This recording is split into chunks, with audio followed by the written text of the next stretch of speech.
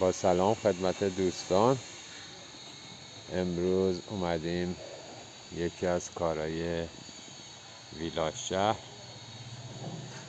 برای اجرای نمای سنگ و آجر بدنه‌ها انجام شده.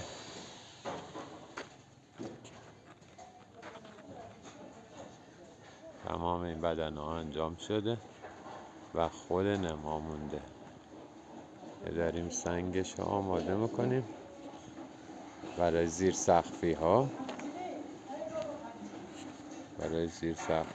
سنگا رو داریم آماده میکنیم به این صورت. تمام پشت کارامونو با نقشی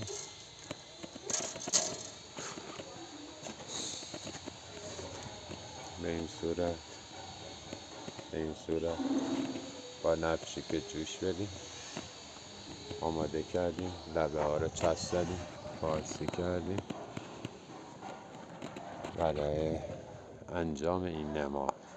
تموم شدهش هم برای دوستان میذارم، نظرتون رو بدید.